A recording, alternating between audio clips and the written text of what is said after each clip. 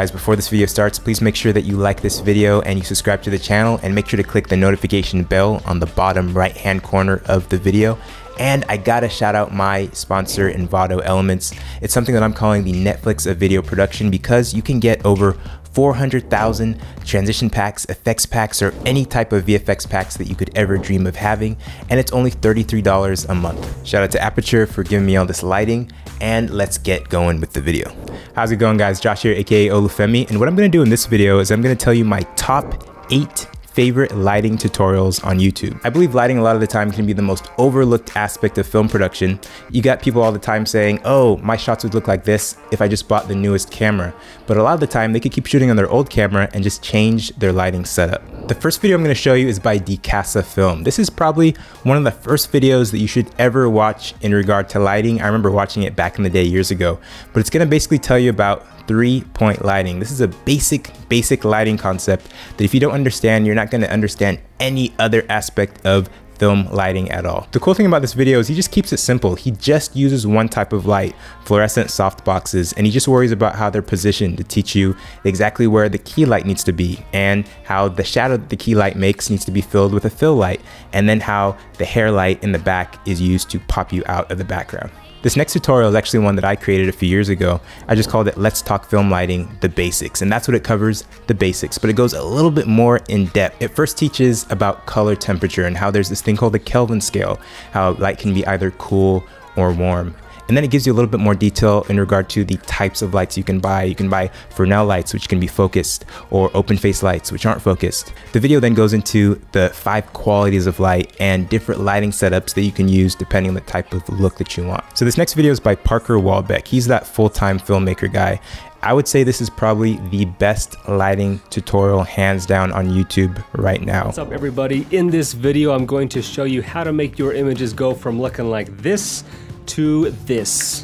What he does is he covers a lot of the other stuff we've covered in the past videos, but he specifically just goes into so much detail, specifically regarding the direction of the light that's hitting your main subject. He talks about how much the specific angle of your key light can affect the mood of the scene depending on how it's shining on your main subject's face. It's interesting because he talks about how Hollywood has specific names for each of these angles. We'll talk about the difference between butterfly lighting and loop lighting. So a lot of the time when you're thinking about lighting setups for your YouTube video or for a short film that you're filming, you usually think, I'm gonna have to spend a lot of money, I'm gonna have to buy a mole, an RE, all these expensive lights that I always see in the professional world. Well, what this video by Think Media actually shows is that, well, expensive lights are very helpful, but a lot of the time you don't always need to spend a lot of money to have an effective and beautiful lighting setup. You just have to know how to light.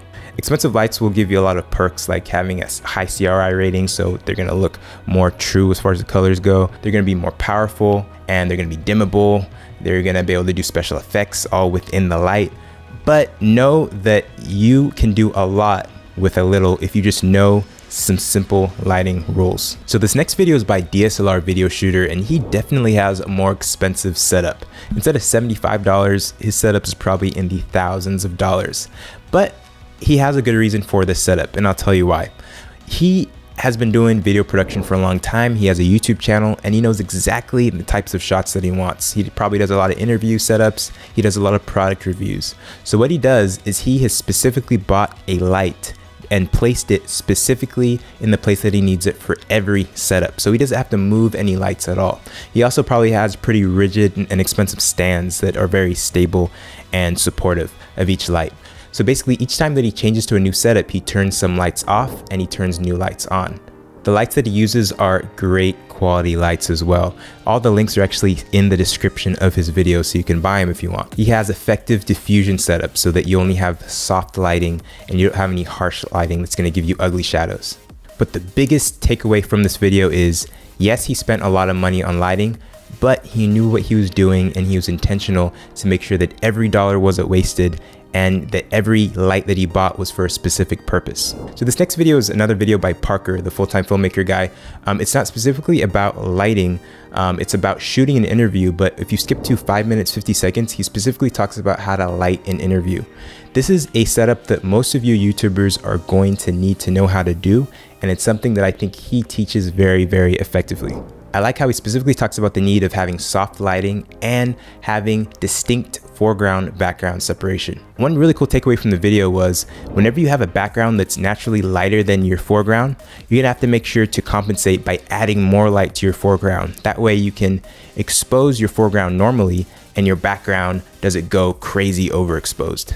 And there's this video that I made about director Colin Tilley and the videos he's made for Justin Bieber. And I talked about how his DP used lighting depth to create beautiful, deep, dynamic shots. It's interesting because a lot of people think that if you just shoot in a deep room, your footage is going to appear to have depth. That isn't true. It's all about the contrast of light intensity and light color. And then there's my bro YCImaging.